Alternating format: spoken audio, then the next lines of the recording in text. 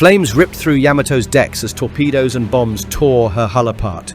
Amid the chaos of Okinawa, 1945, Japan's greatest battleship faced annihilation. This is the sinking of the battleship Yamato and Operation 10 Go. To understand the scale of the disaster, just try and grasp Yamato's might.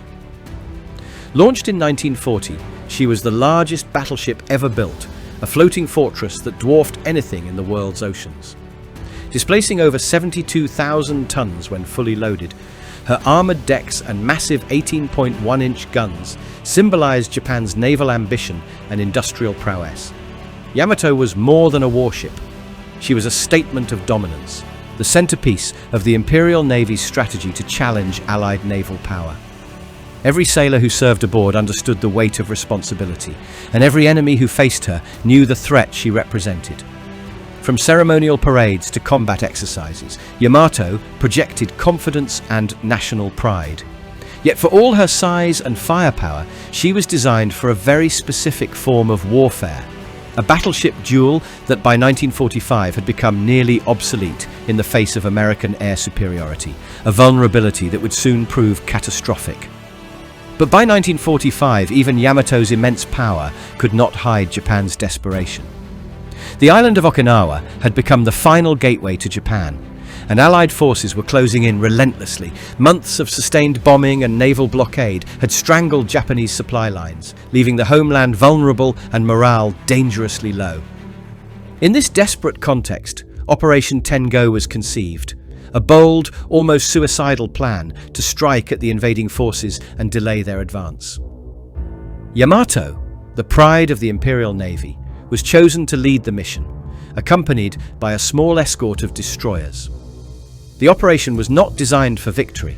Rather, it was a symbolic effort to inflict damage and inspire hope among a nation teetering on the brink. Every sailor knew the odds were stacked against them, yet the belief in honor, duty, and the awe-inspiring might of Yamato propelled them forward toward a confrontation that would define the closing months of the Pacific War. As dawn broke, Japan's last hope sailed steadily toward almost certain destruction. Operation 10 Go was a mission born of desperation and honor. Yamato, accompanied by a handful of destroyers, set out on a one-way journey to Okinawa, fully aware that survival was unlikely. The plan was audacious yet grim: reach the Allied invasion fleet, inflict as much damage as possible, and inspire a battered nation with a display of courage and resolve. There were no air cover or reinforcements waiting. The battleship and her crew relied solely on their armor, firepower, and determination. Every gun turret, every sailor, every ounce of fuel was devoted to a single, decisive purpose.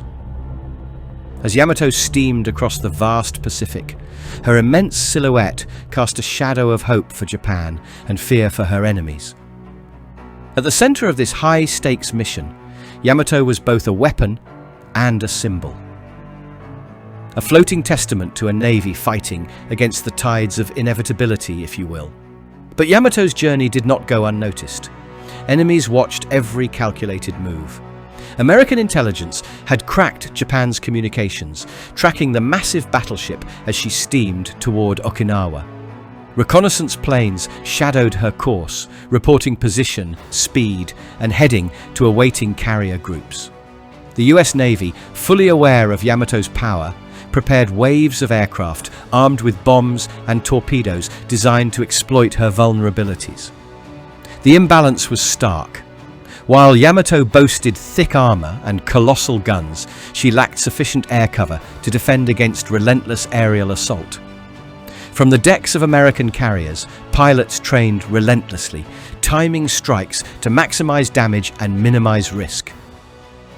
By the time Yamato approached Okinawa, the skies were already alive with US reconnaissance and attack squadrons, poised to unleash a storm of fire.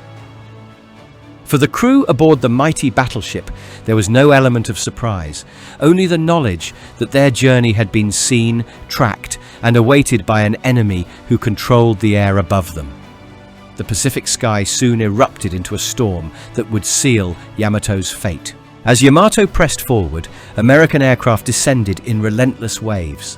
Dive bombers screamed from the clouds, releasing bombs that slammed into the battleship's armored decks, while torpedo planes streaked low over the water, striking her hull with deadly precision. Each hit tore through steel and fuel lines, sending explosions and fireball eruptions across the deck. Crewmen scrambled to man anti-aircraft guns, but the volume of attacks was overwhelming. Smoke and flames obscured the horizon, turning Yamato into a moving inferno. Compartments flooded from torpedo strikes, and the once proud superstructure twisted under the impact of repeated blows. Fires spread uncontrollably, fueled by ammunition stores and fuel reserves, leaving little hope for containment. Amid the chaos, sailors fought desperately to save their ship, but Yamato, the mightiest battleship ever built, was being dismantled by the very skies she had no means to control. In minutes, her dominance vanished beneath waves of fire and steel. But even as destruction raged, the crew clung desperately to hope and duty. Below decks, sailors fought against smoke, flames, and flooding compartments with every ounce of strength. Fire hoses lashed at infernos that leapt from hangar to deck, while buckets and pumps became lifelines against unstoppable heat. Torpedo strikes had torn open sections of the hull, sending water and debris rushing through passageways. Crewmen risked their lives rescuing trapped comrades, carrying them from rooms engulfed in smoke or collapsing ceilings. Officers and petty officers coordinated damage control teams, issuing orders with a mix of authority and urgency, but the scale of the devastation was overwhelming. The mighty battleship that once commanded the seas now seemed to crumble under its own weight. Every second brought new explosions, new ruptures, and new losses. The shift from dominance to doom was terrifyingly fast, and Yamato's fate, despite the crew's courage, became painfully inevitable, a testament to the overwhelming power of modern aerial warfare. And when survival became impossible, the unthinkable command echoed through Yamato's burning decks. The order to abandon ship was given, and chaos mixed with sorrow as sailors scrambled toward the lifeboats and over the sides into the churning Pacific. Smoke and fire consumed the superstructure, while the screams of the injured and the frantic shouts of officers filled the air. Many were forced to leave comrades behind, trapped in compartments or pinned beneath twisted steel, knowing they would never return. Explosions continued to tear through the hull as torpedoes struck from below and bombs slammed from above, each strike accelerating the battleship's final moments. Slowly, Yamato began to list and break apart, her massive frame groaning under the combined assault.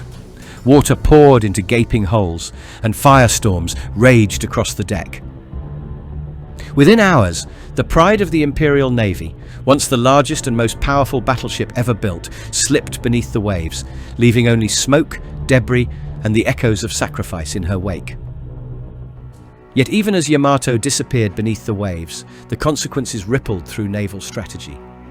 The loss of Japan's mightiest battleship exposed the fragility of surface fleets in the age of air power.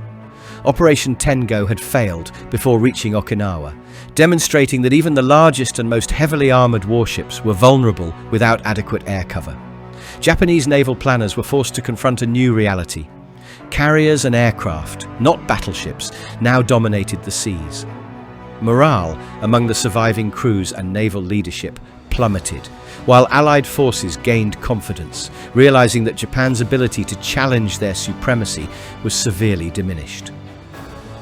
Strategically, the operation underscored the futility of desperate, high-risk offensives without reconnaissance or air support, and reshaped Japanese tactics for the remainder of the war. The Pacific Ocean, once a theater where Yamato's presence inspired awe and fear, now became a reminder that technological evolution had shifted the balance irreversibly and that traditional naval dominance could no longer guarantee survival.